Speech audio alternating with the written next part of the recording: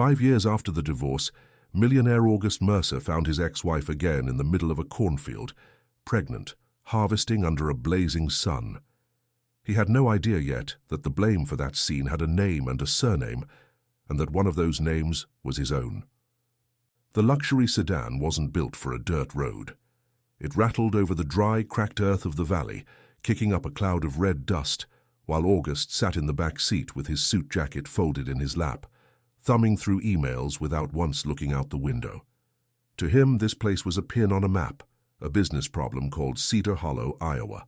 "This is where you get out, sir," the driver said, stopping the car beside a wooden gate. "The rest is on foot. The man from the county office said the property that's holding everything up is this one, the old Hale place." August stepped out, straightened his white shirt, looked at the heat shimmering above the cornfield and sighed with impatience. His company, Mercer Holdings, had a billion-dollar development planned for this valley. They were close. All that stood in the way were a half-dozen stubborn small farmers who wouldn't sell, and above all one farm, the Hale place, whose owner had become the face of the resistance. "A loudmouth woman," his cousin and business partner Nelson Hartley had summed her up at the last board meeting. "The kind who likes to make a scene. You go, cousin. You've got the name. You've got the charm. Talk the little lady into it, and the rest will fold." August pushed open the gate and walked in. The corn stood tall and green despite the drought, planted in careful rows by hands that knew exactly what they were doing. In the middle of the field, her back to him, a woman was harvesting. A simple green dress, a light apron, a straw hat hanging down her back by its ribbon, her hair pulled into a low ponytail. She worked bent over, in the rhythm of someone who can't afford to stop, under a sun that showed no mercy to anyone. "Excuse me," August said, already using his boardroom voice. "I'm looking for the owner of this farm. I was told—" The woman rose slowly, one hand pressed to the small of her back the way pregnant women rise, and turned around. The world of August Mercer, a world of glass towers and absolute certainties, stopped turning in the middle of a cornfield. Cecilia. She froze. The face he remembered from ballroom galas was thinner now, sun-browned, with a small working scar near her eyebrow. Her belly, round and high beneath the apron, was fully visible now that she stood upright. Her eyes were the same, except that 5 years ago those eyes had held love. Now there was only ice.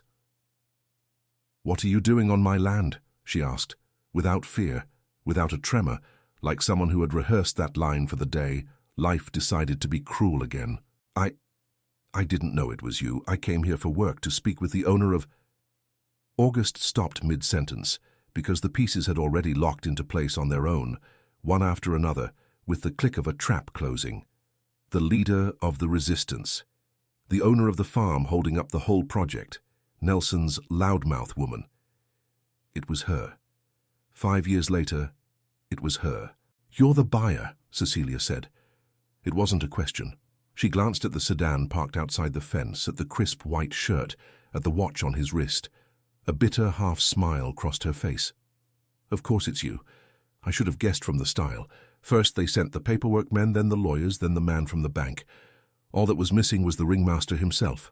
"Cecilia, wait. I swear I didn't know this land was yours. I didn't even know that you were pregnant." She laid a protective hand over her belly. "Go ahead, say the word. Pregnant. Widowed too, if you want the full record. Out here working sun up to sundown on the land your company wants to swallow whole. Funny how life works, isn't it? You took 5 years to look me in the eye again, and when you finally do, it's to ask for the one thing I have left." Every sentence went into him like a blade into soft wood. Widowed, pregnant, the one thing I have left. "I didn't come to take anything from anyone," he said. Cecilia bent down, picked up her harvest basket with visible effort, and shrugged off the hand he reached out to help her. "So you don't even know what your company's been doing to this valley? Or you know, and you're pretending not to?" "With you, honestly, it could go either way. You always did have a talent for believing whatever was most convenient." "That's not fair." She set the basket down and faced him, and for the first time her voice shook, not with weakness, but with something old, suddenly shaken loose. "Fair. You're going to talk to me about fair, August Mercer. You who put me out on the street with 2 suitcases and a set of divorce papers, who trusted a photograph over the woman who slept beside you every night, who didn't give me 10 minutes. 10 minutes to defend myself. She took a breath, one hand on her belly, and pulled the ice back over herself. Get off my land. The gate's that way. You always did know the way to a door. August stood there, the sun beating on the back of his neck, an old shame climbing up through his body. There were 1,000 things to say, and none of them were any use. He took 2 steps back, then stopped. I'll go. Just answer me one thing. He looked at her belly, then her eyes, and the question left him before he could dress it up in manners. Your husband, the father, where is he? Why are you out here harvesting alone in this heat? Cecilia reached for the straw hat hanging down her back, worn wide-brimmed with a hand-stitched leather cord, and set it on her head slowly, shading her eyes. When she answered, her voice had lost its anger. It carried something worse. Exhaustion. This baby's father was a good man. The kind you wouldn't recognize even if you tripped over him, because good people don't run in your circles. The road took him 4 months ago, on a rainy morning, coming back from delivering the harvest that was going to pay for the delivery of this baby. She straightened the brim. That's why I harvest alone, August, because life decided to send me another bill I didn't owe, and because this land and this child are all I have left. Now go, and tell your partners the Hale farm isn't for sale.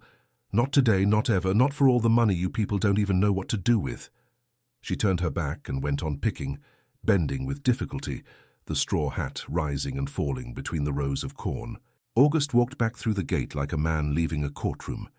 He climbed into the car, told the driver to go, and didn't say where. For 20 minutes, he sat in silence, looking out at the valley for the first time. The small farms, the crooked fences, the little white church, the stubborn small life that the company's reports called an underutilized land parcel. Then he made the call. Nelson, it's me, the owner of the farm that's holding up the project. Did you know who it was? On the other end, a half-second pause. A half-second that August 5 years ago wouldn't have noticed. Now he did. What do you mean? Who was it? Some troublemaker. I told you that already. Why? Did she treat you badly? August watched the cornfield disappear in the rearview mirror.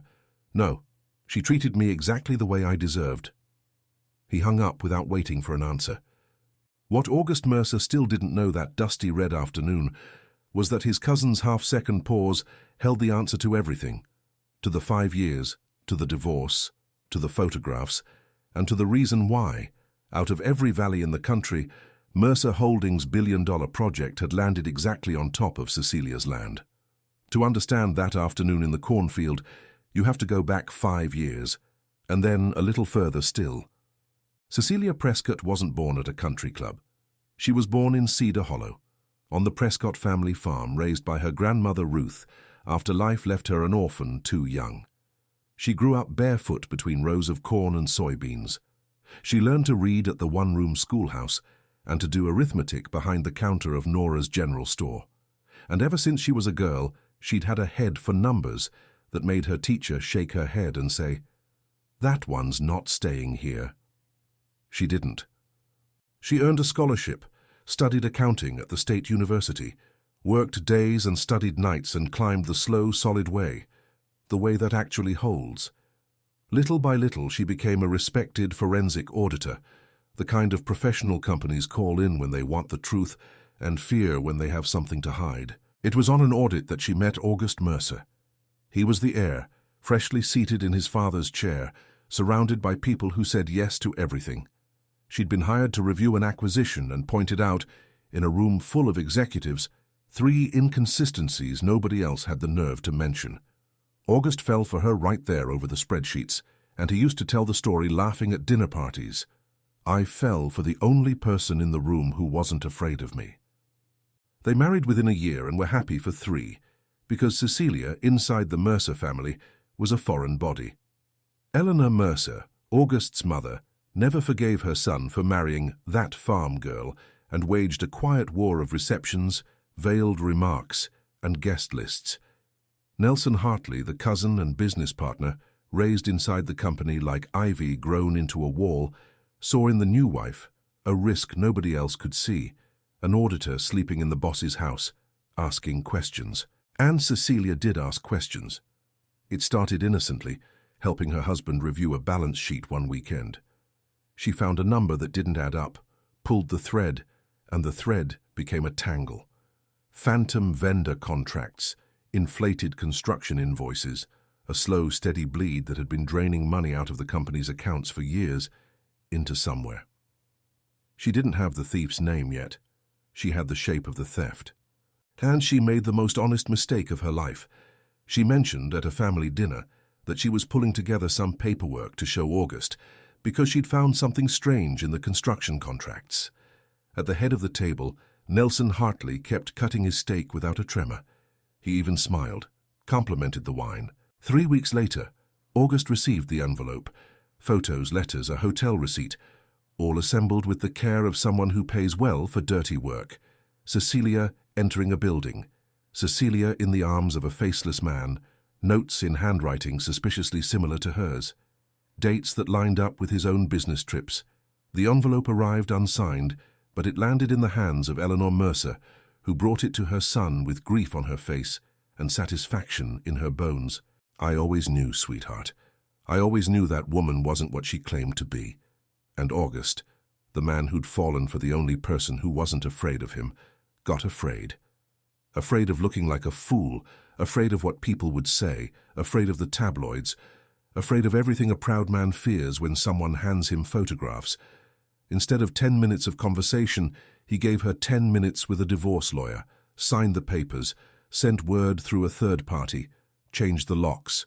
And people say he wasn't home the morning Cecilia walked out with 2 suitcases, though he was in fact upstairs in his office, listening to the car pull out through the gate, feeling, mixed in with the anger, something it would take him 5 years to admit was doubt. Cecilia didn't beg. That was the part that stung the family most. Even Eleanor would say so. The farm girl didn't make a scene. She left the wedding ring on the piano, the dresses in the closet, the jewelry in its box, everything that had been a gift. She took the 2 suitcases, her birth certificate, and a cardboard box of documents nobody thought twice about, and went back to the only place in the world where nobody needed a photograph to know who she was. Cedar Hollow received her the way the land receives rain, no questions asked. Grandma Ruth, already stooped but still whole, opened the farm gate, looked her granddaughter up and down, and settled the matter forever in one sentence. Anyone who knows you doesn't need an explanation. Anyone who needs an explanation doesn't know you. Come in, the coffee's on. The first months were about mending. Cecilia cried what she needed to cry, hoed what she needed to hoe, and slowly traded the woman in the office blazer for the woman with the hoe, without losing the first one entirely. She organized the farm's books, then the neighbors, then the local growers' co-ops, which had been living inside a beat-up notebook full of scratched-out numbers. Word got around that Ruth's granddaughter was as good with figures as she was with words, and her words started to carry weight. Then David Hale came along. David was the county agronomist, a farmer's son, the kind of man who spoke quietly and fixed everything. He came to the Hale, then still Prescott, farm to advise on planting, came back to check on the crop, came back again with no excuse at all. No rush, no speeches. He courted Cecilia the country way, fixing the well pump, bringing over an orange sapling, staying for coffee. One day, Grandma Ruth, pretending not to notice, served him coffee in the good cup, the one that had belonged to her late husband. And with that, the matter was settled by the highest authority in the house. They married at the little white church, with a backyard reception, cider, and a fiddle band. Cecilia wore orange blossoms in her hair. She was happy in a way she hadn't known existed. Quiet, without an audience, without fear. When she found out she was pregnant, David cried in the middle of the field on his knees, hugging a belly that didn't even show yet. That night he hung a brand new straw hat on the bedroom wall, the one he'd bought at the county fair, laughing. "This one's for my kid, just waiting for its owner to grow into it." 4 months before August walked through that gate, David left before dawn to deliver the harvest into town, driving through the rain, because the money for the delivery couldn't wait for good weather. On the county highway, the road took him. The whole valley stopped. The whole valley carried Cecilia through those days, each in their own way. Nora sent bread. Walt Higgins tended her animals without being asked. The co-op women took turns in her kitchen. And Cecilia, her belly growing and her world collapsed a second time, did the only thing she knew how to do in the face of ruin. She got up, put David's straw hat on her head, the one meant for their child, and went out to the field. Because a baby needs to be born in a paid-off house, and because in this valley, grief gets hoed into the ground. It was this exact woman that the Mercer Holdings machine came up against. First came letters with offers, then real estate agents sweating through their suits in the July heat, then the tactics that never sign a name. The grain buyer who'd always taken the valley's harvest suddenly couldn't take it this year. The bank loan officer suddenly making rural credit harder for people who'd never missed a payment. Her rumor that the whole region was getting condemned for redevelopment anyway. Better to sell now before it's worth nothing. One by one, the older, more tired farmers started signing. Cecilia picked up the co-op ledger, picked up her own anger and organized the resistance. She went from gate to gate explaining what predatory land buying looked like, what a contract clause actually meant and what it didn't, what to sign and what not to.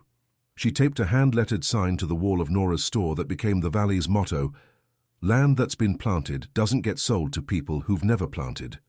It was around then that the scene at old Ezra Kane's place happened, the one the valley would later tell like a parable. The old man already had the pen in hand at his own kitchen table, 2 agents in dress shirts sweating around him, the contract open to the signature page. Cecilia showed up uninvited, tipped off by his granddaughter, walked in asking permission and asked one single question, pointing at the paper. "Mr. Kane, can you show me where it says the price per acre?" The old man looked at the agents. The agents looked at each other. "It's in the addendum," said the quicker of the two. "Perfect. Let's read the addendum." Cecilia pulled up a chair, sat down with her belly settled to one side, and read. Read out loud, slowly, translating every clause into plain farm English. "This right here, Mr. Kane, means the price can change after you sign. This means if you back out, you pay a penalty. This means you're authorizing them to deduct any verified liability from the final payment, which is a fancy way of saying whatever they decide to make up later." The quicker agent tried the professional tone. "Ma'am, those are standard market clauses." "Standard for which market, son? The one that buys or the one that steals?" Cecilia closed the contract and slid it back across the table with 2 fingers, the way you'd return a spoiled plate. "Mr. Kane, sign whatever you want. It's your land, but you're going to sign knowing what it says. Now, it's your call." Old Ezra looked at the pen in his own hand as if it had gone hot. He set it down on the contract, stood up, and jerked his chin toward the door. The rudest gesture a man of his manners had in him. "Coffee's over, boys." That night at the store, Nora tacked up the hand-lettered sign Cecilia had written, and the whole valley adopted it as a password. "Land that's been planted doesn't get sold to people who've never planted. Before you sign, read. Before you read, call Cecilia." That's how her name reached the boardrooms of Mercer Holdings, like a pebble in a shoe. And that's how Nelson Hartley, seeing the name Cecilia Hale and the deed number for the Hale farm on a report, had to shut his office door so nobody would see his face, because the other executives saw a land acquisition hold-up, and Nelson saw a ghost, the one ghost in the world who had, kept in a cardboard box, the blueprint of his own theft. And what Nelson still didn't know was that his cousin that very same week had decided to handle the hold-up personally, that the 2 fates he'd split apart with a single envelope 5 years earlier were now 1 fence apart from each other, and that there is a certain kind of lie that ages badly, the kind that depends on 2 people never speaking again. August didn't go back to Chicago that night. He sent the car away, rented the back room at the only motel at the edge of Cedar Hollow, and stayed. If anyone had asked why, he wouldn't have been able to say. He'd have said it was work, that he needed to understand the territory. The truth was he'd seen a pregnant woman harvesting alone under a merciless sun and discovered that the company with his name on the door was part of the weight on her shoulders. There are things a man can't leave behind at the first bend in the road. The next morning he put on the plainest clothes he owned, which were still too fine for the place, and did something he hadn't done since he inherited his father's chair. He listened to people without an agenda. He started at Nora's store ordering coffee and leaning on the counter. Nora, who had 70 years behind that counter and an infallible nose for outsiders, poured his coffee and studied him over her glasses. "You're with that company, aren't you? Go on and talk, everybody already knows. News moves faster than a kid chasing a kite around here." "I'm August Mercer." "The owner, then." She wiped the counter without hurrying. "Sit down, owner. I'll only charge you for the coffee. Information's free today. You know what your people have been doing around here, or do you sign things without reading like rich folks do?" And Nora told him. Told him about the grain buyer who suddenly couldn't buy the harvest, something that hadn't happened in 30 years. Told him about the bank, a new loan officer who appeared out of nowhere in place of the old one and started denying credit to farmers who'd never missed a payment. Told him about the redevelopment rumor, that nobody knew where it came from, but everybody knew where it led. Told him about old Ezra, who signed a sale crying because they told him if he didn't, he'd lose everything and gain nothing. "And tell him the pretty part," said a voice from the doorway. It was a big man in work boots, Walt Higgins, the Hale Farms neighbor, who walked in, grabbed a soda from the cooler like he owned the place, and jerked his chin at August. "The pretty part, mister, is the report. Last week some folks in vests showed up saying they were collecting soil samples. Since yesterday, word's going around that the valley's soil is contaminated, that the water's condemned, that nobody's going to want to buy anything grown here. Contaminated. Land that's fed this county for 100 years. Contaminated how when nobody's even seen the test results?" Walt cracked his soda open on the counter's edge. "But the damage from the word's already done. The produce buyer down in the city already asked my wife if our sweet corn was from the Trouble Valley." He looked hard at August. "This got a signature on it, mister. No name on the paper, but there's a signature. This kind of meanness is office meanness. No farm ever taught anybody that." August listened with his jaw locked. He knew the project's numbers by heart, the projections, the returns, the timeline. He knew none of this. In the reports that crossed his desk, the valley's land acquisition appeared in a single line. "Negotiations in progress on schedule." "These people in the vests," he asked. "Anybody get a plate number, a name, a company?" "Cecilia wrote it down," Walt said with half a smile. "Cecilia writes everything down. You don't want to see that woman's notebook, mister. Time, date, plate number, even what the fellow was wearing on his feet. She says paper remembers what liars count on people forgetting. Paper remembers." August nearly smiled through the pain. It was the phrase she used to say during audits, back when he thought it was charming, his wife fussing over filing cabinets. That afternoon he walked up to the Hale farm, not through the front gate, but up the side lane past the house, because he wasn't going to pretend he was passing by. He was going to knock and take whatever came. The woman who answered was small, weathered like good fruit, with eyes that measured him head to shoes in 2 seconds. Grandma Ruth. August recognized her from the wedding album, a wedding she hadn't attended. "Good afternoon, ma'am. I know exactly who you are." The old woman didn't move from the doorway. "The question is whether you know, whether the man my granddaughter used to talk about, crying, in that kitchen right behind me, years back, the man who traded his wife for an envelope. Is that who's standing on my porch, or did somebody else show up in his place?" August swallowed hard, 70-some years of farm country staring him down, and felt like he was back at his college finals. "I don't know how to answer that yet, Mrs. Prescott. I came here to find out." The old woman studied him a moment longer. Something in that answer, maybe the "I don't know," the hardest sentence for a rich man to learn to say, made her step aside. "Cecilia's in town, at the doctor's for the baby. She'll be back later. Come in. No man figures anything out standing on a porch." The kitchen had a wood stove and walls covered in photographs. August sat where he was told, was handed coffee in an enamel mug, and stayed quiet while the old woman lowered herself into her chair, bone by bone. "You came here to find out," she said finally.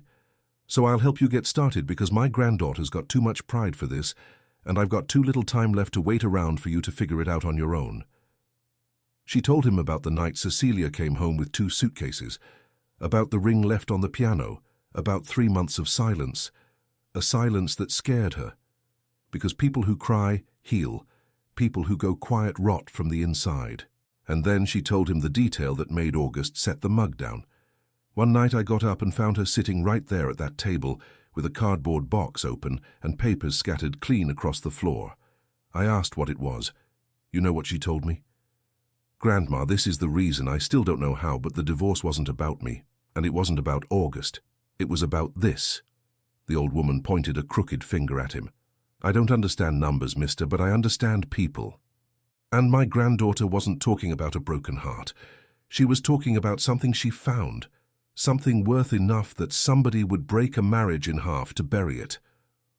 August felt the kitchen floor go thin beneath him. That box. Do you know what was in it? I know she's still got it. I know when your company started sniffing around the valley, she stayed up a whole night with it open again. And I know the next day she said something I didn't understand, and I held on to it. Because a sentence you don't understand is a sentence worth keeping.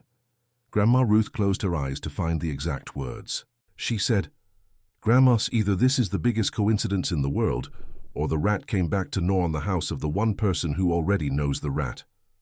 Outside, a car rumbled up the lane. The old woman opened her eyes. That's her. You're going to walk out the front door, head up, and greet my granddaughter like a decent human being, mister. She gripped his arm with a hand light as a bird's and strong as a root. 5 years ago you chose to believe an envelope. Life is giving you something almost nobody gets, a second shot at the same choice. Pay close attention to who's handing you envelopes this time around.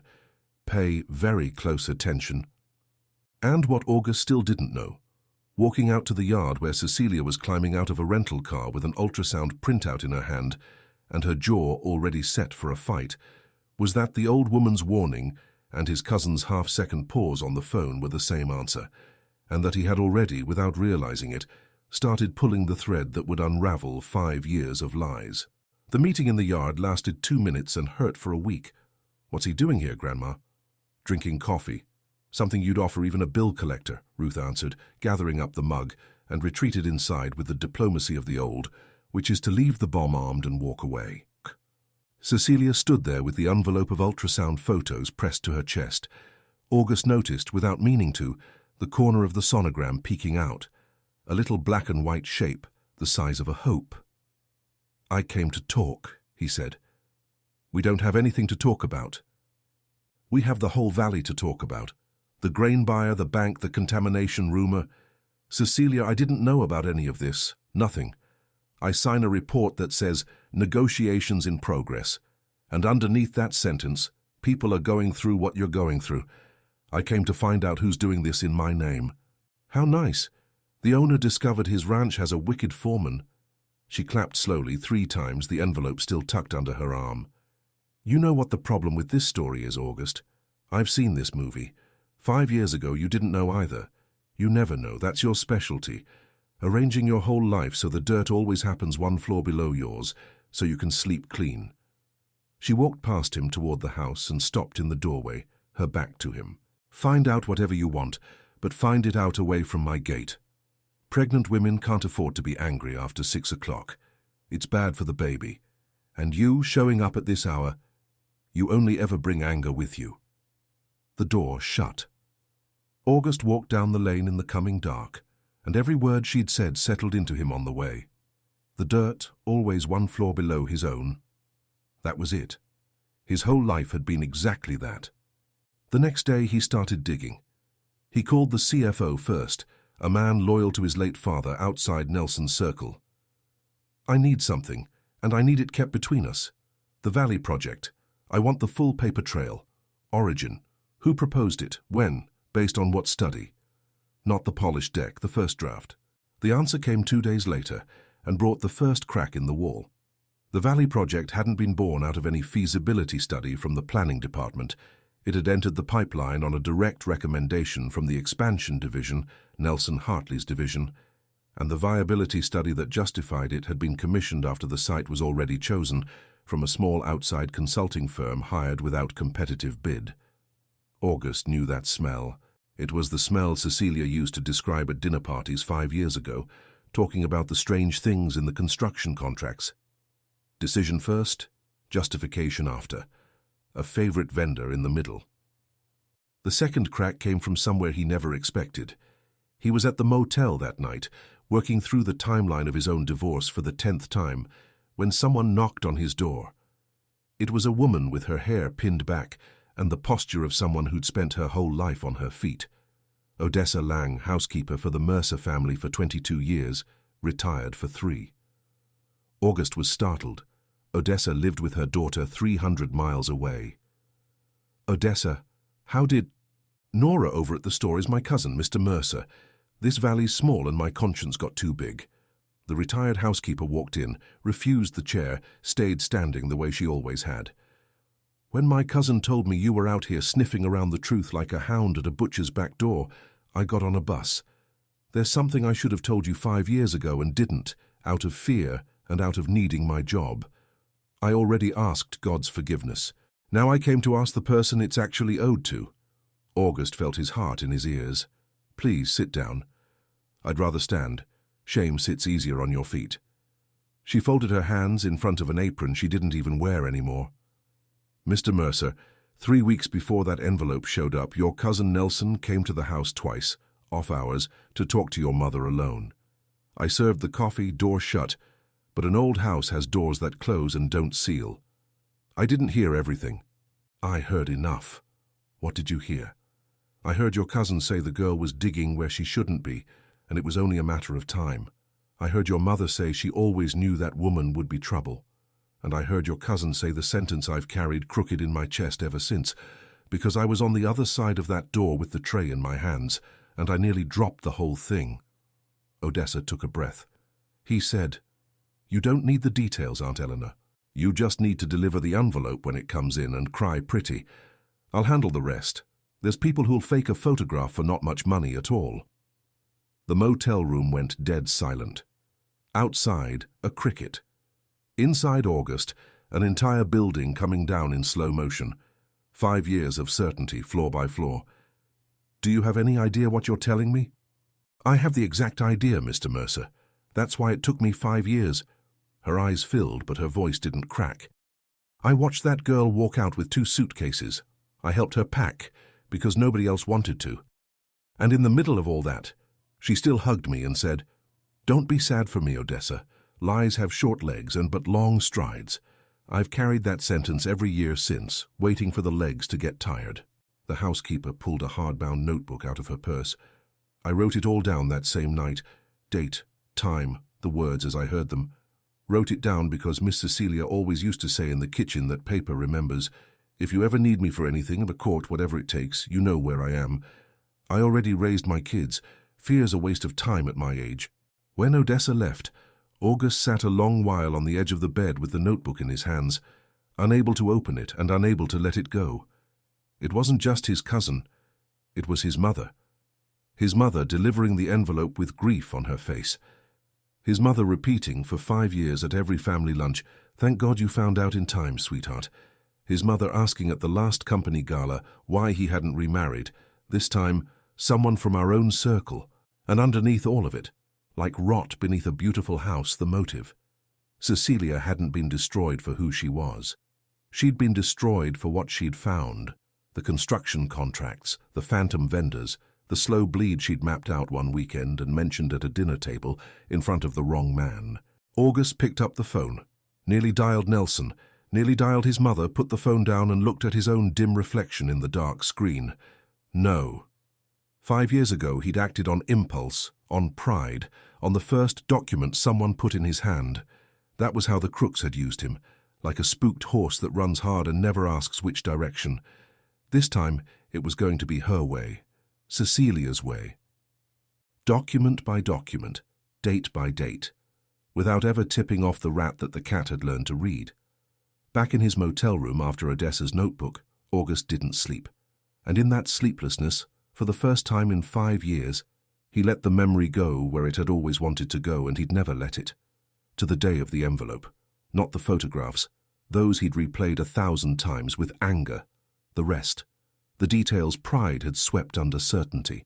Cecilia had come home that evening with a grocery bag because she'd learned to make her grandmother's pumpkin pie, and wanted to surprise him. He remembered the bag hitting the floor of the entryway when she saw the packed suitcases. He remembered her asking what happened 3 times, quieter each time, while the lawyer recited the terms. He remembered, and this memory burned him now, her asking for exactly 10 minutes. "August, give me 10 minutes and a piece of paper. I will take this apart in front of you. Clause by clause, photo by photo. 10 minutes. You give a timeshare salesman a full hour." He hadn't given her that.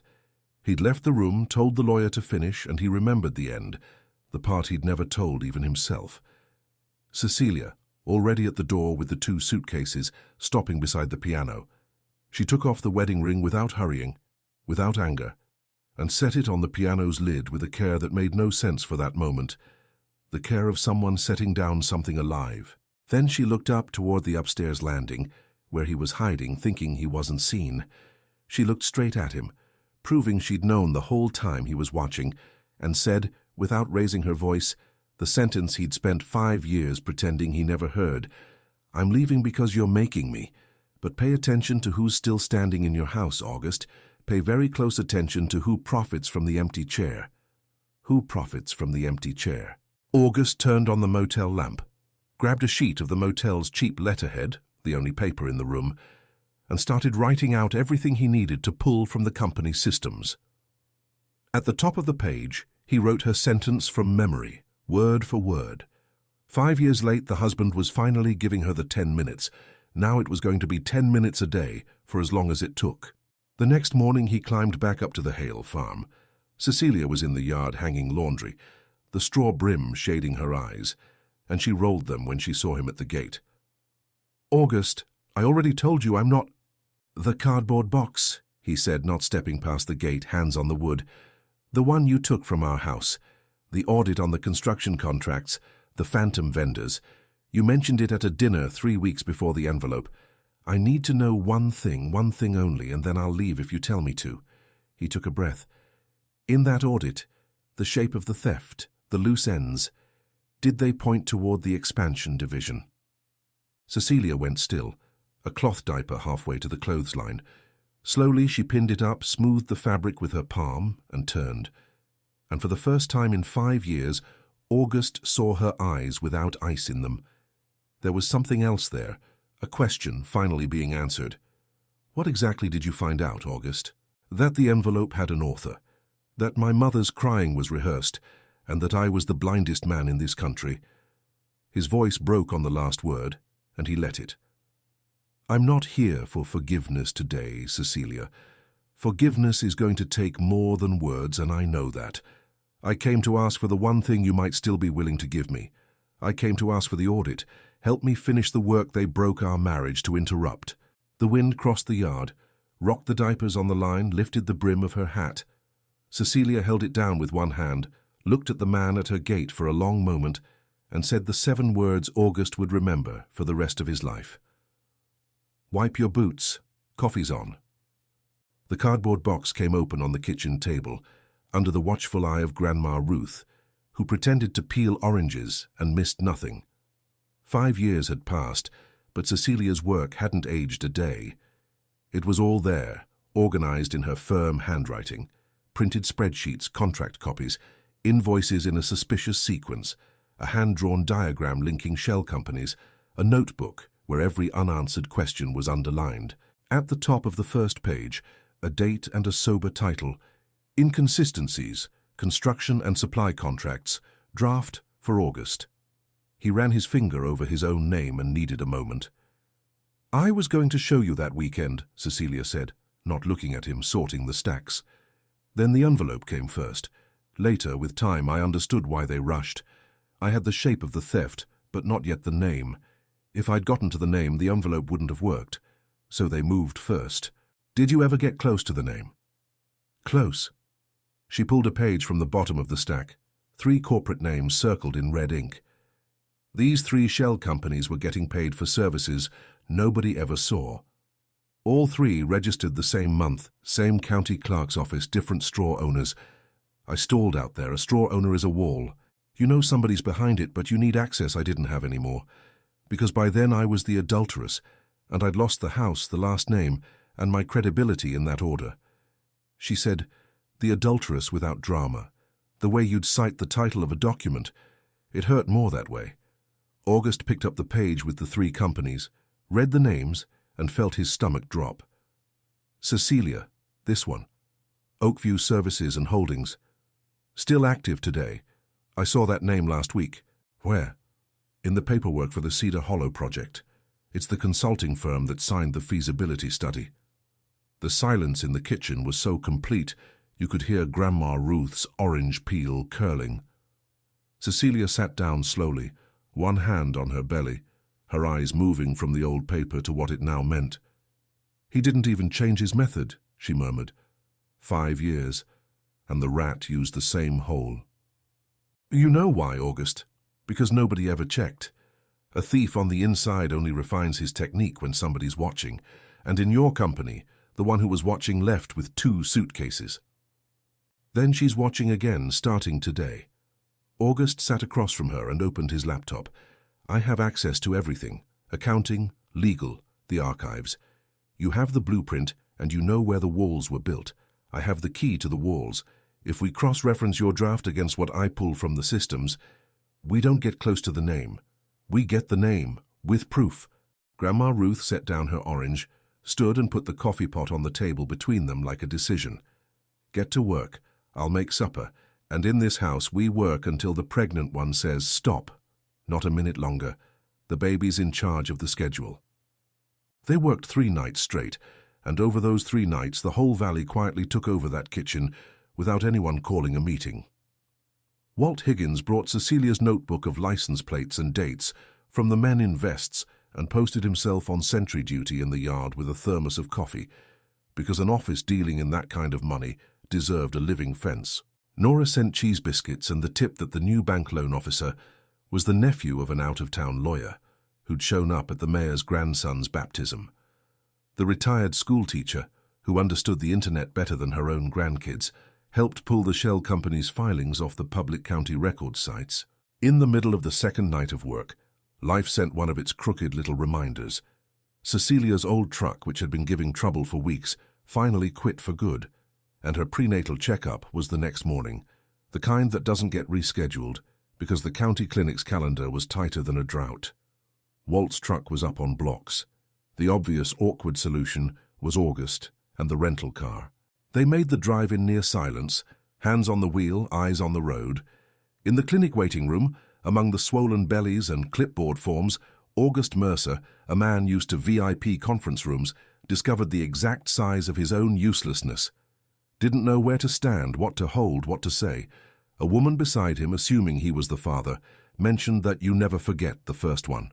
Neither Cecilia nor August corrected her, each for a reason they didn't confess.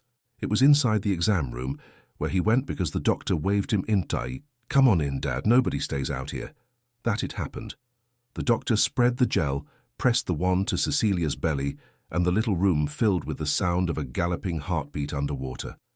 "Strong heart?" the doctor smiled. "This one's in a hurry."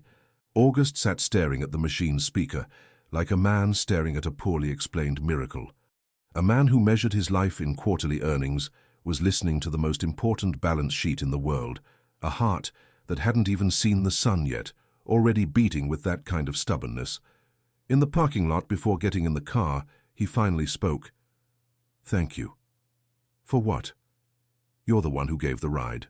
"For letting me in the room." He searched for words with a carefulness she didn't recognize in him. "I know that heartbeat isn't any of my business, Cecilia, but I wanted you to know that outside of your business there's a man rooting for it.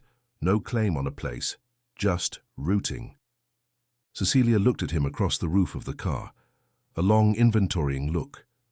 She didn't answer, but on the drive back, halfway down the county highway, she broke the silence to say that Grandma Ruth had bet on a boy, because he kicks right at coffee time, and the women in this family have better manners than that. And they laughed together in the car, without either of them saying so, the kind of thing a body doesn't unlearn. The blueprint kept gaining a name. Oakview and its sister companies traced through 2 layers of straw owners back to 2 people, an old college friend of Nelson's who worked as a corporate filing agent, and an 83-year-old widow who owned 12 companies and no memory of a single one of them, and who, the schoolteacher discovered with a slap to her own forehead, lived on the same street as the Hartley family's lake house. The soil study that condemned the valley had been paid for by Oakview. The grain buyer who dropped the valley's harvest had received an advance for logistics services from one of the sister companies 2 months earlier.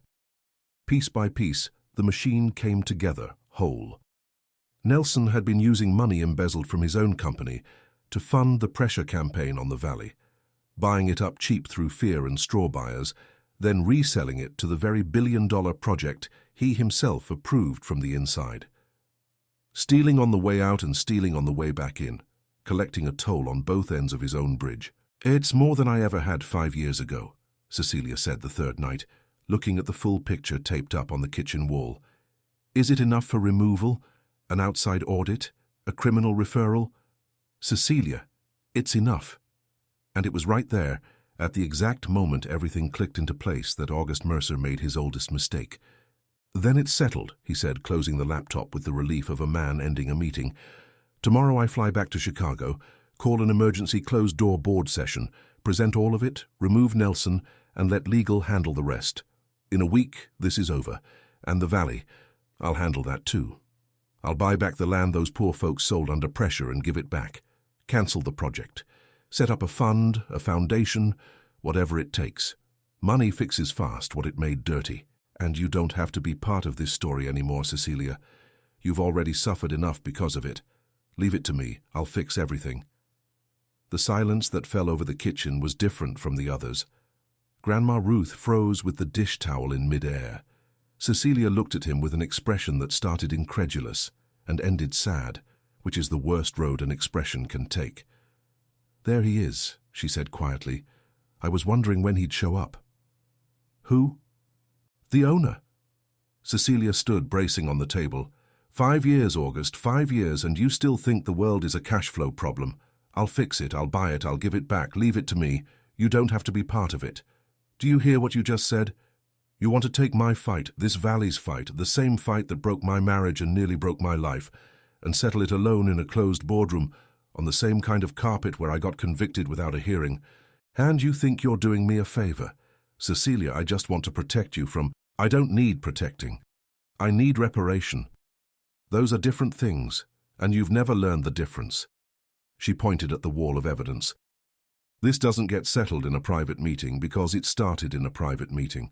A private envelope, a private cry, a private signature. The lie about me was public, August. It ran through every gossip column, every dinner table, every gala your mother ever threw. The adulteress. You think making Nelson disappear quietly fixes what? The company's balance sheet? Or my name? You're going to fix my name by buying it back too?" August opened his mouth, closed it, because he had no answer and because Grandma Ruth at the sink finished the thought without raising her voice. "My late husband, God rest him, used to say, 'Whoever sins in the daylight doesn't fix it in the dark.' Write that one down, mister."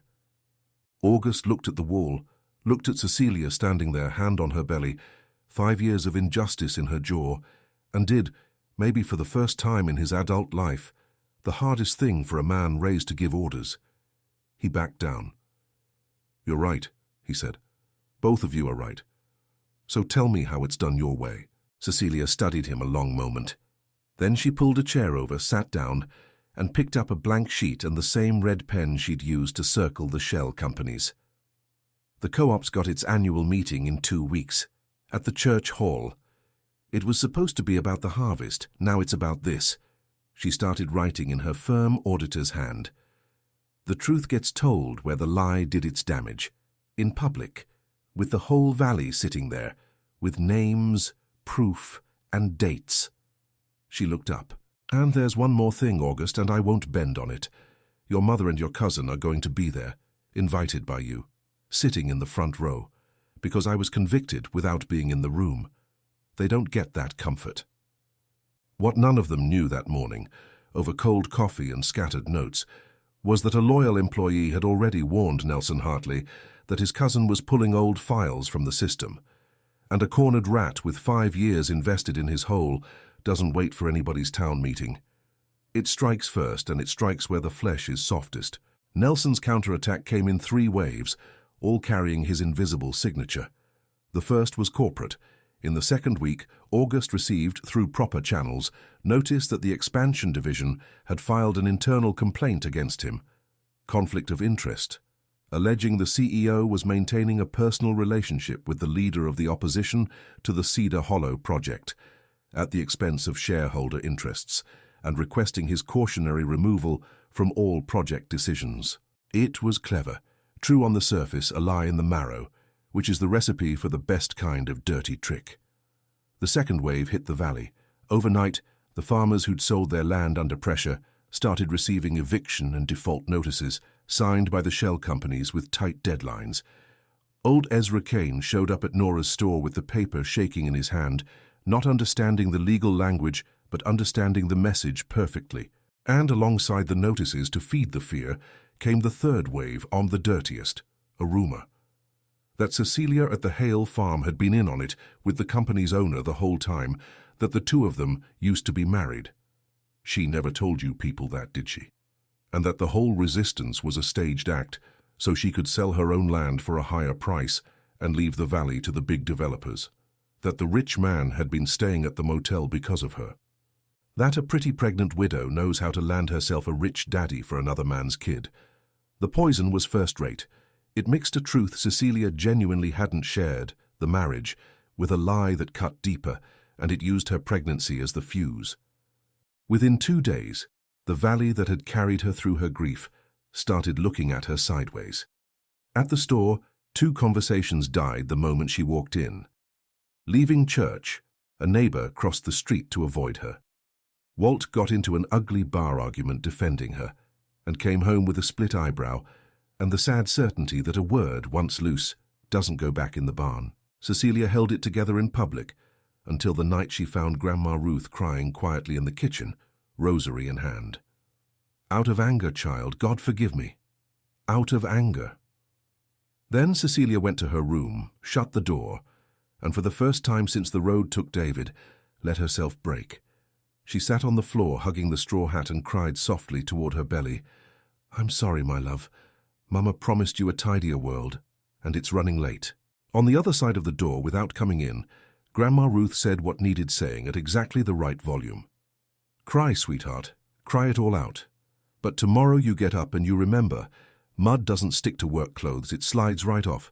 Anyone who knows you doesn't need an explanation, and anyone who needs one. The old woman's voice hardened the way only a grandmother's can. Anyone who needs one's getting one 10 days from now at the church hall with interest. The next day, Nora's store staged the final round of the rumor, and Nora made sure there was an audience for it.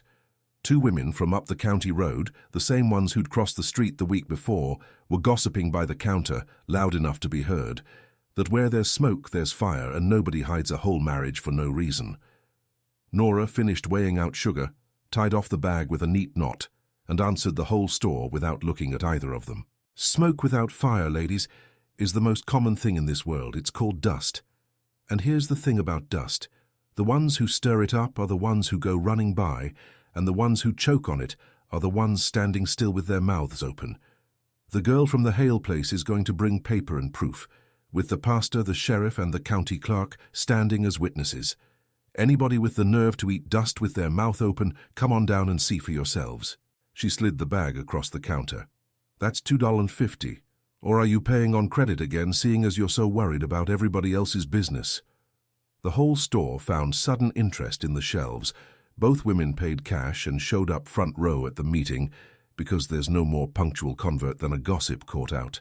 Back in Chicago, August fought the corporate war. He didn't fight the cautionary removal, accepted it in writing with a calm that put Nelson on edge, and used the free time for exactly what his cousin hadn't anticipated.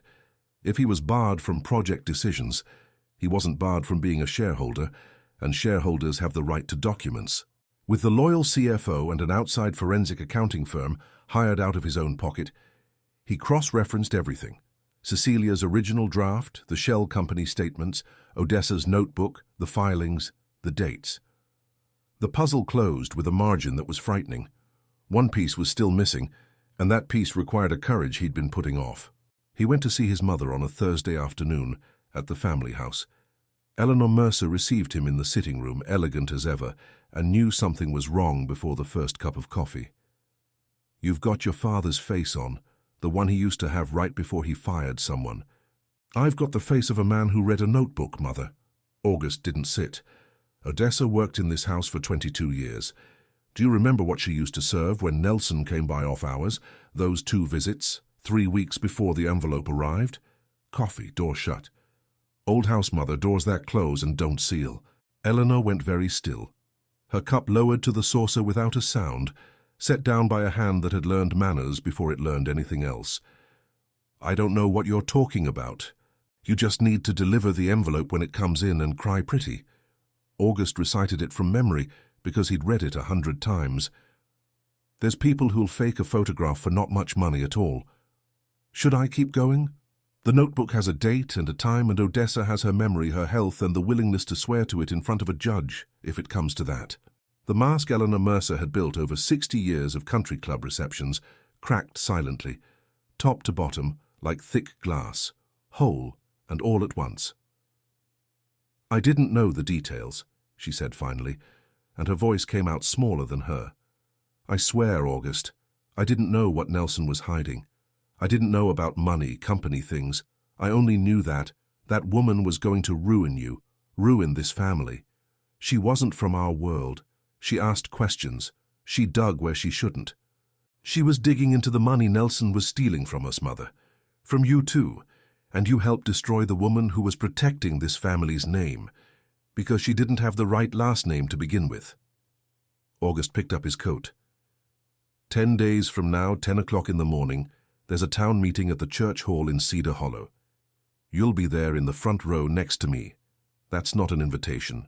Have you lost your mind? I'm not going to make a spectacle of myself out in the middle of nowhere. You cried pretty once, in a performance that destroyed an innocent woman. He stopped at the sitting room door without turning around. "This time, you'll watch the second act for free, and Mother, if you don't come, I won't be back in this house. The choice is yours now. It's more than Cecilia ever got." In those final days, the Hale farm became a command post, and the valley slowly began turning back into itself. Because Cecilia, guided by her grandmother's hard-won wisdom, didn't hide from the rumor, she did the opposite. She went from gate to gate, the same gates she'd organized for the resistance, and told the whole story herself, eye to eye. The marriage, the envelope, the 2 suitcases, the audit, and the name of the man now sending eviction notices to old Ezra Kane. She didn't ask them to believe her. She asked them to come to the meeting and check the paperwork themselves, because paper remembers, and at that meeting, the memory was going to speak out loud.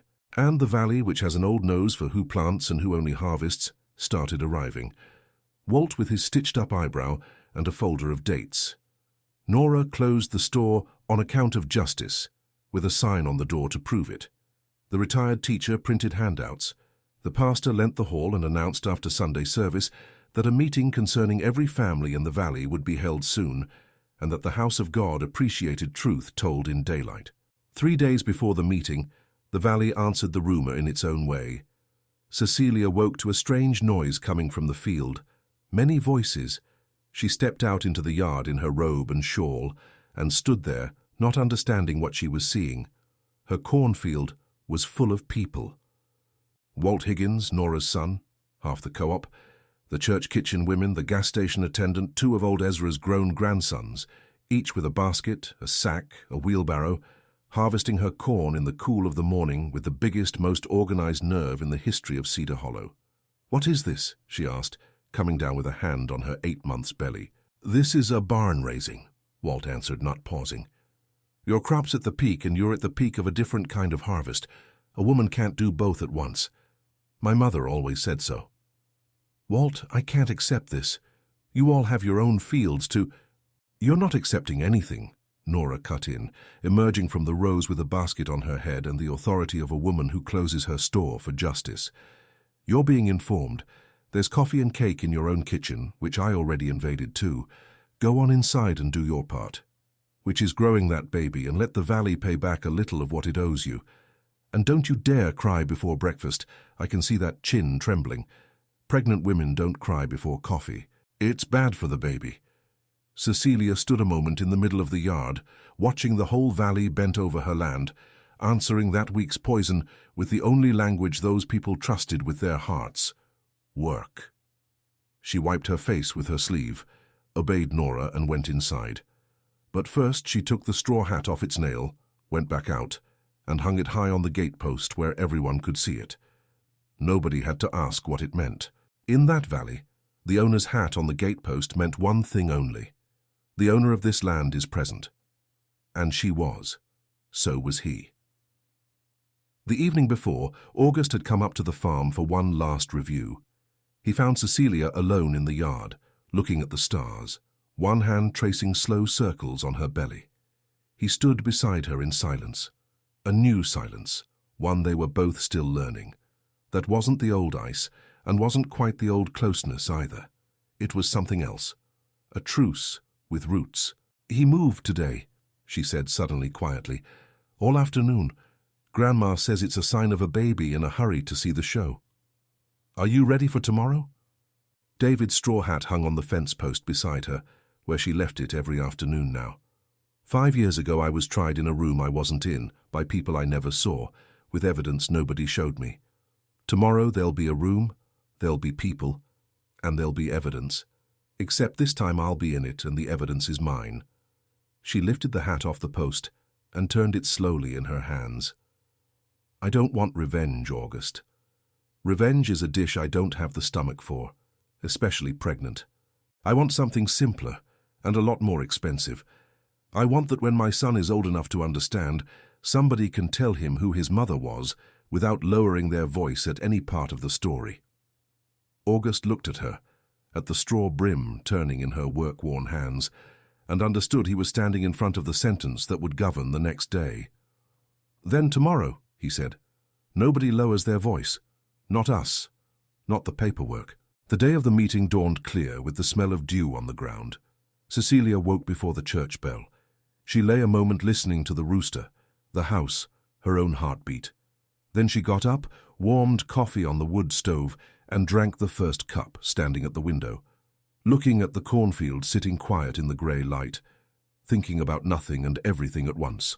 The good dress waiting on the chair, the folder of documents on the table, checked 3 times. The straw hat on its nail behind the door. Before leaving, she did what she always did on the big mornings. Went into the bedroom, picked up David's photo from the nightstand, and talked to him quietly, the way you ask for permission and company at the same time. "Today I clear my name, love. Your son's going to be born to people with clean hands on both sides. Lend me your calm. I've already got the courage on my own." The church hall filled up like it hadn't since the town's centennial. Borrowed pews, folding chairs from the store, people standing in the back, kids hanging out the windows. The whole valley was there, and not just the valley. The pastor, the county sheriff, discreetly invited by August to attend as a private citizen, 2 reporters from the regional radio station whom Nora had accidentally tipped off, and the retired county clerk, who never missed a good notarization even in retirement. In the front row on the left, rigid as an expensive vase on the wrong shelf, Eleanor Mercer had come. Sunglasses on, chin high, driven by a hired car. But she'd come. And beside her, arriving last in a car that pulled up too fast, still convinced he was here to manage a PR crisis, Nelson Hartley in a blazer, shaking calloused hands with poorly hidden disgust and a campaign smile. Cecilia opened the meeting, because it was the co-op's annual meeting, and the floor, for the first time in 5 years, was hers. She climbed onto the small stage slowly, 8 months pregnant, folder under her arm. The hall went quiet in stages, the way a field goes quiet when someone new walks in. She looked at the faces one by one, the ones who'd carried her through her grief, the ones who'd crossed the street during the rumor, the ones who'd come to check the record. She didn't apologize for existing. She started at the beginning. "My name is Cecilia Hale, born and raised in this valley, granddaughter of Ruth Prescott of the Prescott Farm. Before I came back here, I was a forensic auditor in Chicago, and for 4 years I was married to the man sitting right there, August Mercer, owner of the company buying up our land." A murmur ran through the hall. She let it run and kept talking over it, with the steady voice of someone who wasn't lowering it again. You heard this part as a rumor, told half right and backward. Today you're going to hear it whole, from the front, with documents, because that rumor got let loose in here on purpose, so that by the time the truth arrived, you'd already be inoculated against it. It's an old trick.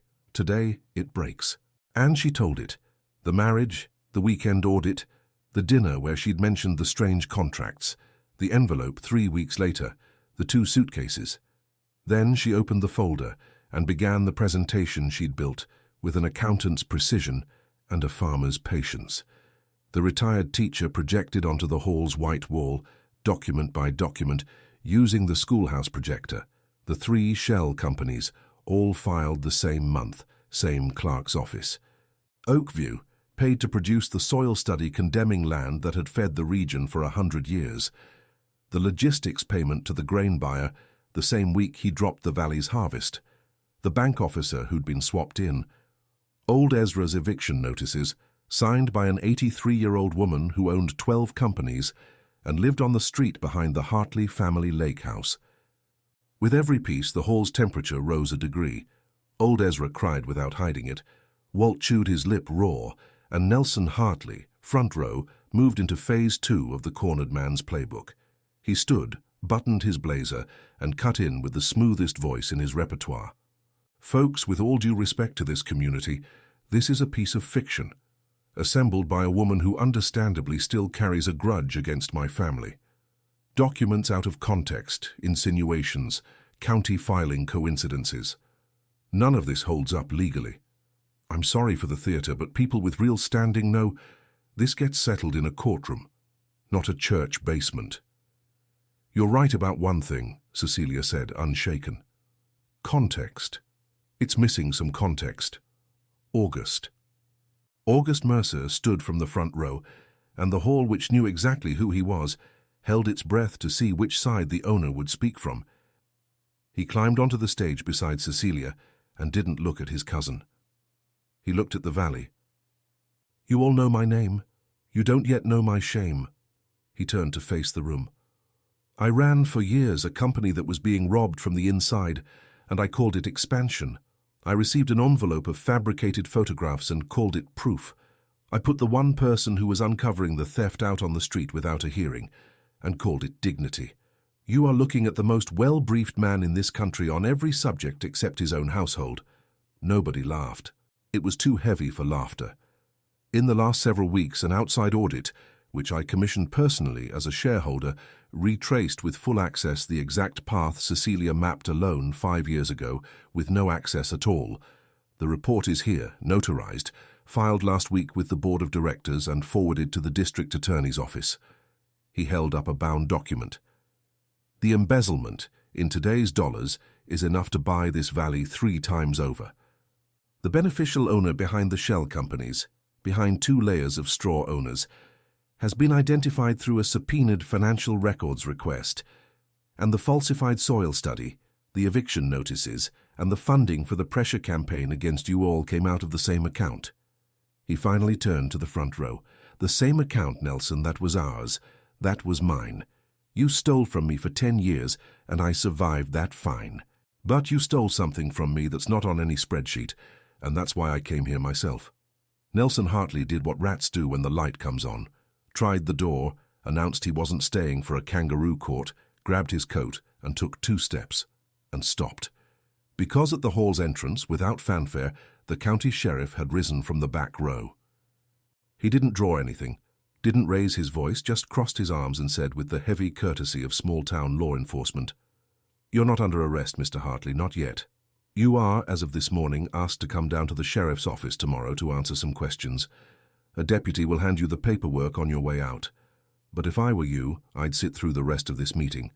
Walking out midway with this whole room watching kind of shows you for what you are." Nelson sat back down, white-faced, next to a mother who slid 2 feet away from him on the pew. A small gesture the whole hall saw and understood perfectly. The family had just switched sides, 2 feet at a time. Cecilia took the floor back for the close, and the close wasn't about Nelson. There's one last piece of context, and I insist on showing it, because this week's rumor said I hid my marriage from you all to betray this valley. And it's true. I hid it. I'll show you why, she signaled the teacher. On the white wall appeared the first page of the old draft, the firm handwriting and the date from 5 years back. Inconsistencies, construction and supply contracts, draft for August. This date is 3 weeks before the envelope that ended my marriage. I wasn't put out of that family for adultery. I was put out because I was 3 weeks from finding what you're all looking at on this wall today. I didn't tell you, because for 5 years this story only had their version. And their version called me a name I wasn't about to repeat in front of your kids. She took a breath, hand on her belly, and said the sentence she'd been saving her voice for all week. I waited 5 years for a room full of people. That's all I ever needed. A room full of people and the papers on the wall. Lies work behind closed doors. The truth only needs an audience. The church hall in Cedar Hollow rose to its feet, whole. It wasn't a festival kind of applause, it was something more serious, the applause of a barn raising, of people who applaud the way they build, all together, meant to last. Nora cried, holding on to the teacher. Old Ezra stood clapping with his crooked hands raised over his head. Walt shouted from the back, with all the delicacy he'd ever had. "That's the notebook lady. Didn't I tell you paper remembers?" And in the middle of the ovation came a moment the whole valley would tell for years after.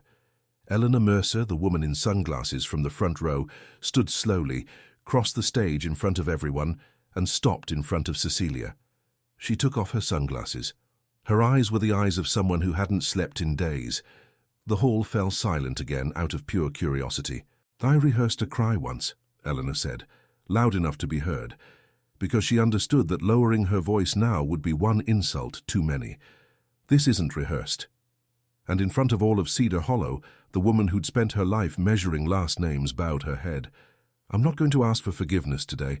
That would be cheap. I only came to correct the record in public where I got it wrong. You were always the best thing that ever came into my family, and the only thing that ever left it was the shame that was ours all along, dressed up as an envelope."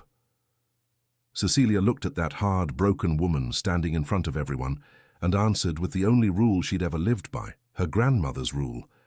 "You're welcome to meet your grandson by heart when he's born, Mrs. Mercer." She paused. "Children don't inherit a feud. They inherit an example.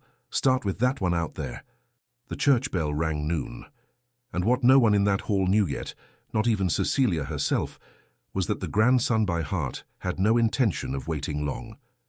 That assembly had happened on a hot, sunny day, and before the next full moon, the Hale farm would hear its new owner's first cry.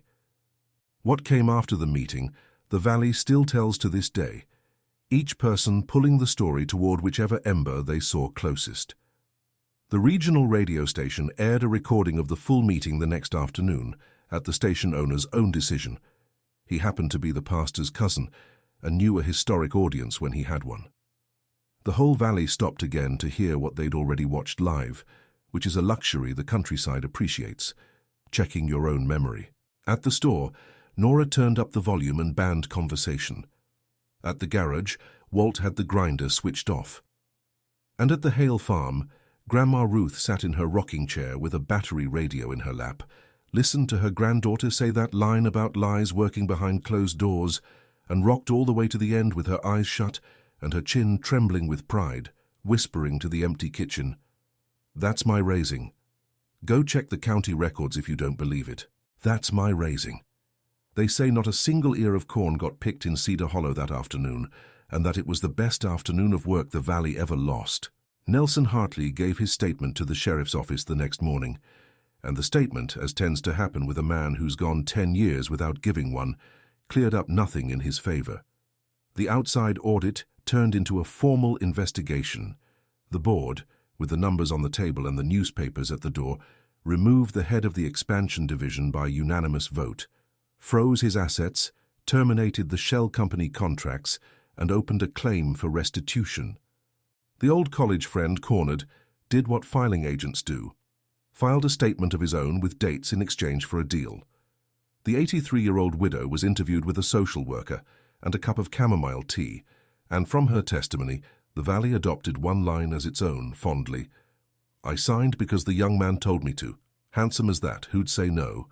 Nelson lost in order his title, whatever assets could be traced, the arrogance of the blazer, and finally the one thing he'd never imagined losing because he never knew he'd needed permission to have it: welcome in Cedar Hollow. There was no sign, no formal ban. Something more effective happened. At the only gas station on the county road, the attendant, old Ezra's nephew, informed the doctor, very politely, that the pump was out of service.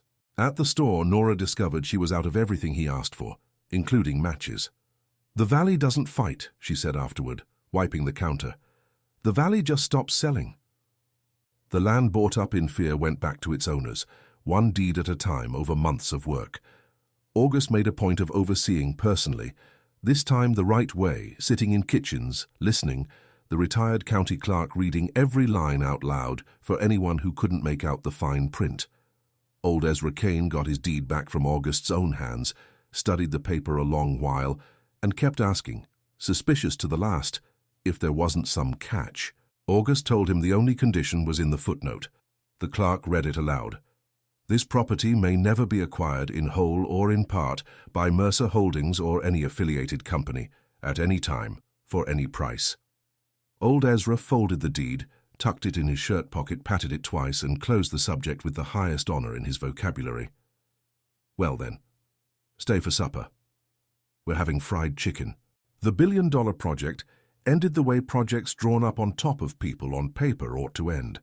In its place rose another one, smaller in money, bigger in everything else, designed at the Hale kitchen table in Cecilia's red pen, a partnership between Mercer Holdings and the Growers Co-op, a processing barn to add value to the harvest, the co-op's own trucking so no one would ever again depend on a single buyer, technical support paid by the company and sold at cost, and a brand the retired teacher named in 5 minutes of inspiration, Cedar Hollow grown by the people who plant it.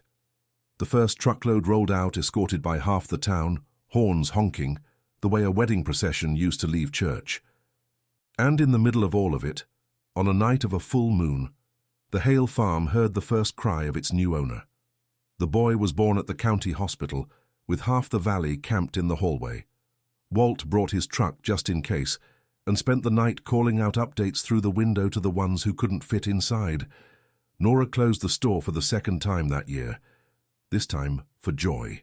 And Grandma Ruth, who'd gone through her whole life without trembling, trembled like a sapling in the wind the moment she took her great-grandson in her arms and settled the shaking her own way, praying quietly into the baby's ear, introducing the two of them.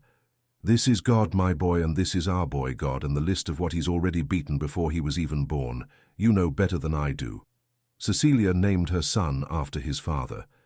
August found out about the birth in Chicago in the middle of a board meeting, and the whole board watched the CEO lose the thread of the agenda completely, excuse himself like a first-year intern, and walk out too fast for a man of his position.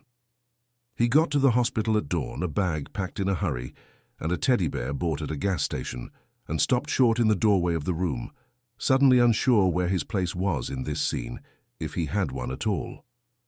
It was Cecilia who decided from inside, the baby in her arms, and the new steadiness that comes to first-time mothers who've already survived something worse than labor.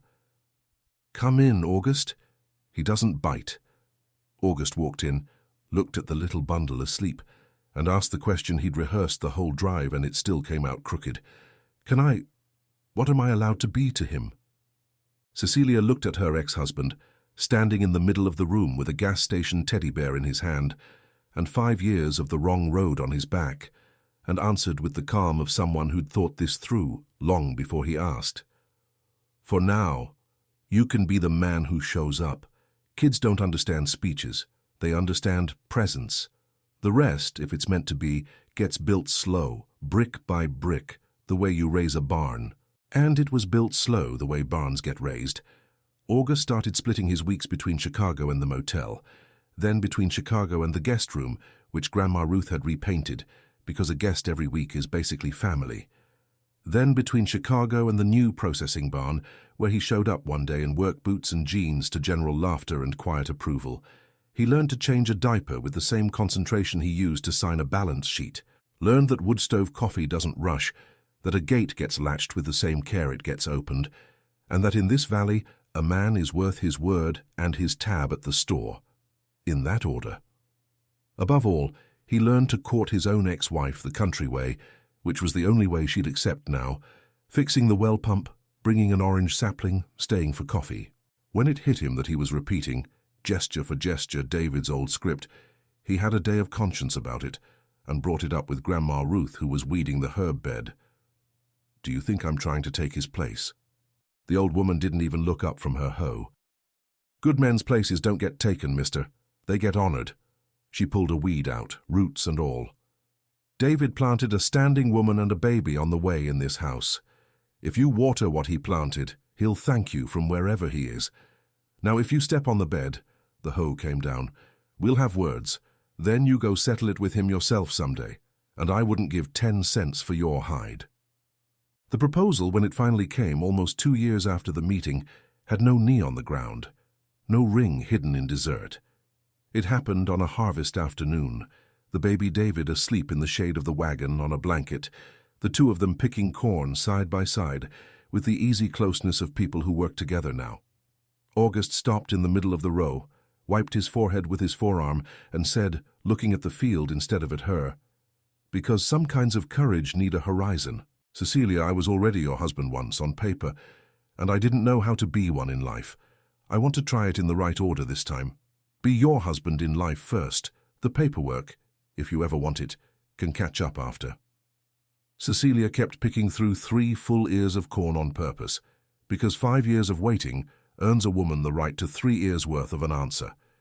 Then she spoke, also to the horizon. "There's a condition. Name it. Same house, same land, same valley. I'm not moving back to your part of town, August, not for your galas, not to see our name in the society pages again. Whoever wants to live with me lives at my level, which is right here, close to the ground." She pulled another ear and tossed it in the basket. "And another thing. Weekends I cook in Grandma's kitchen, and your mother can come. The boy likes her, God only knows why." "Done. Anything else?" "One thing." She looked at him then, and in her eyes, for the first time in a long time, the ice was completely gone. What was left was good soil after rain. "Never believe another envelope about me, August Mercer." "About you? You ask me. 10 minutes. That's all I ever needed back then. Promise me the 10 minutes forever and we've got a deal." They married at the same little white church where she'd married David, and nobody in the valley thought it strange, because that valley understands replanting better than it understands etiquette. Backyard reception, cider and fiddles, Nora running the kitchen, and Walt running the good-natured excess. Eleanor Mercer came the day before, slept in the guest room, and spent the whole reception with her grandson by heart on her hip, refusing to hand him over even to his great-grandmother, the first tug-of-war in family history that Ruth Prescott ever accepted a draw on. It was at that reception, in fact, that the 2 old women signed their own permanent peace treaty over the dessert table, each sizing the other up over a plate. "You raised quite a granddaughter," Eleanor said, with the visible effort of a woman learning a foreign language. "And you're raising some sense, I see," Ruth answered, serving her the best piece of pie. "At our age, that's the hardest crop to bring in. Eat up. Catching up on lost time works up an appetite." At that wedding, too, there was a moment only 3 people fully understood, and it was better that way, because some scenes don't need a full audience. In the middle of the afternoon, Eleanor pulled Cecilia aside to a corner of the porch and handed her a small old velvet box. "I kept something all these years, at first out of spite to have proof you'd really left. Then I kept it without knowing why. Now I know. Inside the box sat the wedding ring, the one that had been left on the piano. You left it in my house with a care that took me 5 years to understand. Someone leaving in anger throws things. You set it down. I saw it through the crack in the door, and I never forgot it, because that was the first time I suspected we were the ones in the wrong." Cecilia looked at the small gold circle, a whole other life folded into it. "What would you like me to do with it, Mrs. Mercer? What do you do with the gold from a sad story? Have it melted down? Some jeweler in the city can make 2 new rings out of it, or a pendant for the boy, or whatever your heart tells you. Gold doesn't carry memory, sweetheart. We do. Leave the memory with me." It's my penance to carry, and I'll carry it well. You take the gold clean. It's yours by right." They had it melted down. It became a small pendant shaped like an ear of corn, which Cecilia wore around her neck from that day on. When people asked about the unusual piece of jewelry, she gave the true answer, shortened, which is the best way to keep a secret. "It was a gift from my mother-in-law, came a long way." Odessa, the housekeeper, was an honored guest, seated at the family table at Cecilia's request, because whoever helps carry the suitcases on the way out gets a seat at the table on the way back. She cried so hard during the toast that she knocked over her glass, and Grandma Ruth declared that spilled drink at a wedding was good luck, and had another one spilled on purpose, just to be sure. The years then did to the valley what years do when nobody stands in their way. They paid off. The processing barn became 2 barns. The Cedar Hollow Grown label won a ribbon at the state fair, and the photo of old Ezra holding the trophy, still suspicious even in the picture, ran in the county paper. The co-op became a full cooperative, its bylaws revised in red ink by an auditor, who now kept a backroom office at Nora's store, between the flour sacks, under a wood-burned sign, "Cecilia Hale, Numbers and Stubbornness." Farmers came from 3 counties over to have her check a contract before signing, and she checked it for free for the small operators, charging a single price. "Learn to read what I read, so your kids never need me to." August restructured the company with a new rule the Chicago executives hated and memorized in equal measure. No project gets approved unless the executive in charge spends 3 days living in the place it's going to affect, eating in the home of someone it will impact. He gave it the internal name, the Cedar Hollow Clause. Business schools, years later, would give it a fancier name. In the Valley, they called it what it was, shame, front and center. Odessa, for her part, never went back to her daughter's place. The Valley adopted her outright, and she let herself be adopted. She rented a little room behind Nora's, took over the co-op's party kitchen on her own authority, and earned, at little David's baptism, the title that crowned 22 years of service and 1 night of courage, godmother. When people were surprised to see the fine city housekeeper shucking corn alongside the co-op women, she'd answer without setting down the ear of corn, "Honey, I spent my whole life cleaning the wrong house. Now I'm getting my hands dirty in the right one. Whole different kind of paycheck." The Valley's new partnership passed its trial by fire 2 years later, when the big drought came, the kind the old-timers used to mark their calendars by. The reservoirs dropped, the pasture burned standing up, and in the neighboring valleys, the small farmers sold off livestock at desperation prices to the same grain buyers who always fatten up in a bad year. In Cedar Hollow, it went differently. The co-op barn turned into a war room. Cecilia ran the numbers, rationing well water on a rotation voted on at a general meeting. The company advanced payment on the next harvest, interest-free, the Cedar Hollow Clause, applied to themselves, as August put it to the board.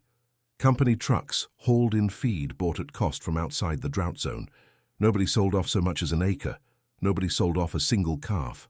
And when the rain finally came, late and dramatic, the way end-of-drought rain always is, the whole valley crowded into the barn to listen to it drum on the tin roof, a sound only someone who's waited for it truly understands. Old Ezra, in the middle of the racket, raised his coffee mug across the barn toward Cecilia and hollered over the rain, "Cecilia, that paper you wouldn't let me sign. Remind me what the penalty for backing out was again." "You didn't back out, Mr. Kane," she shouted back. "That's right." The old man banged his mug on the table, victorious. "Best deal of my life was the one I never made." Little David grew up the way farm kids grow, with 3 grandmothers on duty and a whole valley of godparents climbing everything, asking everything, with the trademark habit of falling asleep at every gathering in the arms of whoever was closest to his father's chair. He got his father's eyes and his gentle knack for fixing things. He knew everything a child should know, because in that house David Hale, Sr., was a subject at the dinner table, a photograph on the wall and a bedtime story, told half by Cecilia, half by August, who'd learned to tell stories about the man he never met, with the strange, genuine gratitude of someone who'd inherited the best part of his life from him. And there was one day, among all the days, that August kept in a drawer of his chest he never opened for company. Young David was in first grade and came home from school quiet, chewing on something. At supper, he set down his spoon and asked the question straight across the table with the terrible aim children have. At school, Jimmy said, "I don't have a dad." Then the teacher got mad at him and said, "I have two." Then Jimmy said, "Nobody has two. Who's right?" The silence in the kitchen lasted the length of a skipped heartbeat. Grandma Ruth looked at Cecilia. Cecilia opened her mouth. But it was August the boy was staring at, and it was August who answered, setting down his fork. "Your teacher and me. Let me explain the math to you, buddy, because math's my job." He turned his chair to face the boy, elbows on his knees, eye level. "You've got one dad who dreamed you up. He bought your hat before you were even born. Picked your name with so much love your mama never had to think of another one, and he worked through the rain early in the morning so you'd get here okay. That dad lives in that photo on the wall in the bedtime stories and in a whole lot of places inside you that you're still going to find. And you've got a dad who's raising you. That's me, who teaches you how to latch a gate, who gets your bedtime wrong half the time, and who's going to be in your front row for the rest of his life. One gave you your life, the other gives you his days. Neither one took the other's place, David, because love isn't a chair. You don't have to stand one up to seat the other." The boy chewed on that, the way he chewed on all the big things slowly. "So Jimmy's wrong. Jimmy's wrong. Can I tell him that tomorrow?" "You can. Nicely." The boy went back to his supper, satisfied with the math. It was only later at bedtime, with August fixing the window screen that was already fixed, that the rest came, the way kids give you the rest, with no warning at all. "Night, Dad." August went very still with his back to the room, fussing with a screen that needed no fussing. When he finally answered, his voice came out almost normal, which was already a small miracle. "Night, son." In the kitchen, Cecilia, who'd heard every word from the hallway, leaned her forehead against the doorframe and let an old good kind of crying run silently down her face, the kind that doesn't weigh you down. It runs off, and it feeds the ground. Grandma Ruth passed by with the kettle, took in the whole scene, understood it the way she understood everything, and closed the subject once more with a line straight off an orange peel. "See there, sweetheart. I told you, life doesn't give back what it takes, but when it finally pays up, it pays in better currency." And David's hat, the one bought at the county fair, the one meant for the son who didn't exist yet, spent the years hanging on the nail behind the kitchen door, waiting for its owner to grow into it. The handoff happened one harvest morning, when the boy was old enough to help for real, and insisted on it with the stubbornness of two families combined into one. Cecilia called him over before heading out to the field, took the hat off its nail, knelt down in front of him and told him the whole story, because in that house no story ever got told halfway. The county fair, his father's laugh, the sentence, the road, the wait. "He bought this hat for you before you even existed," she finished, settling the brim on his small head, where it still swam loose. "It's going to be too big for a few years yet. That's how a father's hat works. You grow into it from the inside." The boy walked out to the yard with the brim sliding down over one ear, serious with the weight of his errand, and August, watching from the doorway, coffee in hand, needed a long moment looking out at the cornfield. "You okay?" Cecilia asked, coming up beside him. "Yeah, it's just, there are times this house feels full of people we're not quite seeing. It always has been." She rested her head on his shoulder. "You just finally learned to notice." Many years later, on a clear sky afternoon, a college van pulled up at the Hale Farm gate. It was an agriculture class, one of those field trips the co-op hosted every harvest season. Cecilia, silver threading through her hair now, her back still just as straight, led the students through the barn, the field, the numbers she still knew by heart. At the end, as always, she took questions under the shade of the old oak by the drive. A young woman in the back raised her hand, a serious, focused look, the worn-out sneakers of a scholarship kid. Cecilia recognized the whole picture from a distance because she'd once been it. "Mrs. Hale, I read about you, about the meeting, about everything. I wanted to know, and when the whole world believed the lie and you were out here alone, pregnant, hoeing this land, where did you get the certainty that the truth would have time to catch up?" The group went quiet. Cecilia looked at the young woman a moment, then looked out at the cornfield, the same one replanted 100 times over, and answered the way she answered the things that mattered, slowly, so it would all fit. I didn't have certainty, sweetheart. Certainty's a luxury for people who are comfortable. I had something cheaper and a lot stronger. I had a routine. Every day I got up, put on my hat, and went out to plant like the truth was coming tomorrow. If it took its time, well, at least the crop was in the ground, and you know what I found out. Truth's a lot like rain. Nobody rushes it, nobody hurries it along. But it settles its own accounts from up above, on whoever's ground it decides is worth falling on. She smiled, adjusting the strap of her apron. So here's my advice. If you ever find yourself standing alone against a big lie, don't waste your strength shouting at the clouds, plant. Write things down, keep your paper. Paper remembers. And keep your own field so well tended, so caught up, so clean, that when the truth finally rains down, it won't have a moment's doubt about which ground to choose. The van pulled away at dusk, and the young woman with the worn-out sneakers carried the line about the field and the rain home in her notebook, underlined 3 times. Years later, a graduated agronomist and a stubborn professional in her own right, she'd start a cooperative back in her own dry home county, hang a photo of that oak tree on her office wall, and repeat the line to other young women in worn-out sneakers, because that's how the good lines travel, harvest to harvest. And that same night back at the farm, Cecilia did what she did every night, good ones and hard ones alike, because a ritual that only shows up on the easy days isn't really a ritual. She brought in the laundry from the line, checked the gate, switched off the barn light. In the yard she stopped a moment, the way she always did, in front of a sky thick with country stars. From her son's bedroom window came light, and August's voice in the middle of a story. And then your dad looked up at the rain and said, "The money for the delivery doesn't wait for good weather," and the boy asking again for the part about the fiddle at the wedding. In the kitchen, Grandma Ruth, who no longer hoed but still ran the house, was arguing on the phone with Eleanor Mercer about the great-grandson's birthday menu, one insisting on fried chicken, the other suggesting something lighter, neither one giving an inch, both of them having the time of their lives over the fight.